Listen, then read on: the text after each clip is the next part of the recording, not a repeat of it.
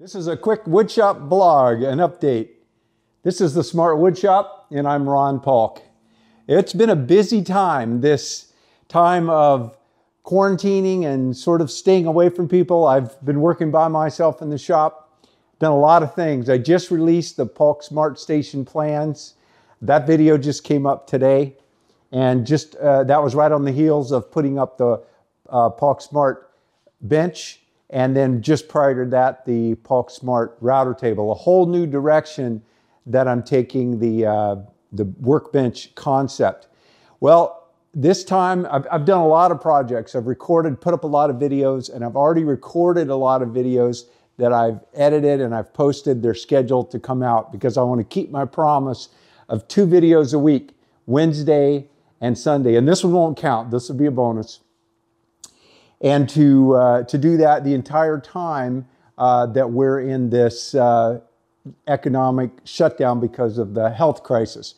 Just want to do what little I can to encourage those of you that are in the professions, the woodworking and home building professions, to take this time and get ready. Although I find a lot of us are busy because our trades, we're allowed to work, and there's a lot of work out there. A lot of people want their homes worked on, particularly because a lot of people are staying home and working from home, having to have the kids there and do that thing. They need offices built and a lot of stuff. So that's a good, a good thing to think about if you want to specialize in something. That may stick. That may be something that after we get back to normal, that the new normal might be a lot more people working from home and needing to do a little bit more in their homes. So they may need some help. And also, I want to do what I can for do-it-yourselfers, those that are at home, working from home, and want to do some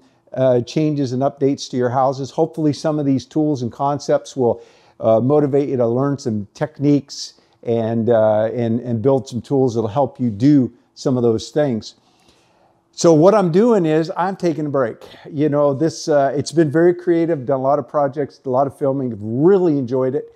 But it's, I won't say physically draining. I'm used to, working in the wood shop, working in the field for long hours. I find it invigorating. But it's kind of the mental taxing when you're designing things and working things out and the minutia and the detail and trying to get everything just right and take things back apart, putting them back together, making modifications that, it just can be, and then editing and working on plans and making sure communicating, I want to communicate in writing with the plans. And I know that I have a broad range of you out there that see things from different perspectives, and I want to try to answer as many questions on the plan. So how many views and how many times I show a certain dimension, because it might make sense in one area, so why repeat it over here? But it might make more sense over here to one person and more sense over there. So all of that starts to kind of fatigue you, and I'm just ready for a mental break. But what I'm getting to do is real exciting. I've got the truck packed, mostly packed, going to finish up tomorrow. My wife and I are delivering our granddaughter to her first year of college down to California, one of those big name schools. She's going into a 5-year program for computer science. She's quite the math whiz. She obviously didn't get that from Grandpa. So I think Grandma and Mom are more to credit for her brilliance. But it's amazing to see how broad she is, not only in her academics, but she's an athlete, and socially, it's just amazing. I can't believe that she's my granddaughter. So what am I working on? Well, one thing I don't want to forget is, so I've got the smart station, the smart total station. That was mine. That was the prototype. Not as pretty as some of the ones you've made. It's been well used now for almost 2 years. I'm going to be getting rid of that. So when I get a chance, when I get back, I'm going to set it up, take pictures, and put it on Craigslist. I think I'm going to sell it for about $350. So if you're interested in, let me know. It'll be the Smart Wood Shop with everything that you'd build if you had the plans, including that smaller router fence.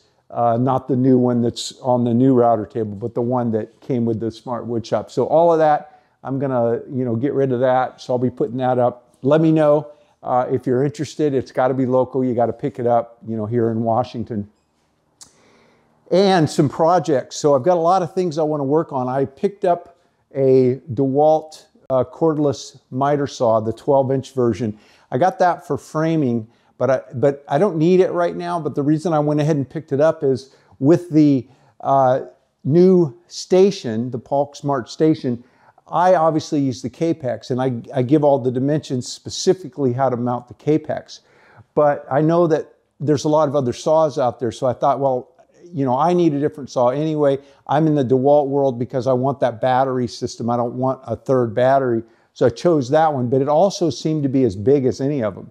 So I think when I fit that to this, I'm going to video that, and I'm going to show you how to do it. And the goal there is that either if you get that DeWalt, you'll know how to fit it, or more importantly, if you have another brand, it'll at least show you the steps and process to go through. In fact, the video that's coming up Wednesday, so I'm putting this video up, so it'll be the Wednesday after the Paulk Station video went up. That video, when I mounted the Capex, even though I had all the dimensions, I did not just cut to those dimensions. I rather mounted the saw, moved it in, and made some cuts. In fact, I cut the back cutout 3 times. I snuck up on it to show you how you might do if you had a different saw, because you want to get it just right. You want to make sure you get the full use of your miter saw. You don't want to get everything set up and do a certain kind of cut and then one day find out you need to swing it over to 60 degrees and flip the bevel over to 45 and find out that now it's hitting, and so you got to modify it. So you want to make sure that when the bench is done, it doesn't get in your way, it doesn't limit the saw in any way. So anyway, that's a video I want to work on. There's some some tip videos. I want to show you how to use your router fence as a jointer. You've got the router, you've got the bit, you've got the fence. I want to show you how you can take a deck of cards and use it as a jointer. And there's a lot of other videos like that that I'm thinking about doing. They're on my video to-do list. And now that all this designing is kind of behind me for a while, I will, you know, be able to do more of those, which I'm excited about. They're a lot easier to do than these, and I think that they can be real rewarding for me and for you. The other thing I want to do is work out a few more accessories that I have in my mind for this new style, the Paulk Smart series, where things are kind of being, you know, the bench has been lowered in height by that 18 millimeters, and now I can use that to my advantage and come up with some things like, for example, a little platform mount that will mount on the top and then drop down the side for things like my Craig Foreman, so that I can use that flush with the top of the bench.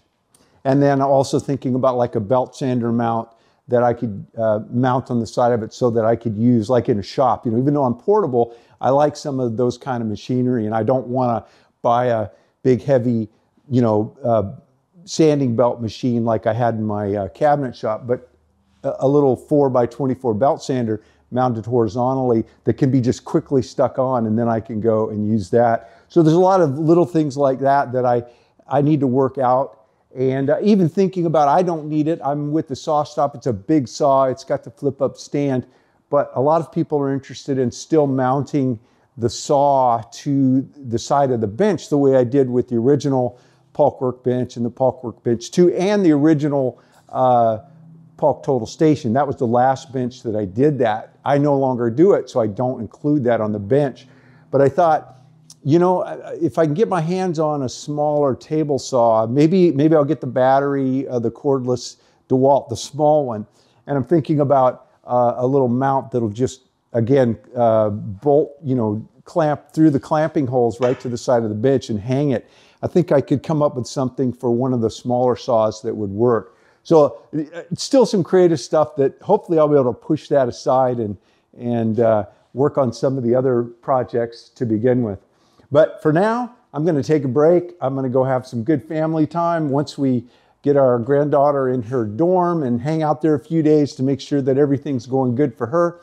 then we'll be freed up and on the road. We'll be a long way from home. I think we might take our time, meander back, do a little truck camping using our decked boxes. Maybe I'll do some vlog videos when I'm out because I have my decked boxes in my truck, which you've seen, and we're using those for camping, and also it makes a great sleeping platform. We've already truck camped once and that worked out really well. I think I'm enjoying those decked boxes more for camping than for construction.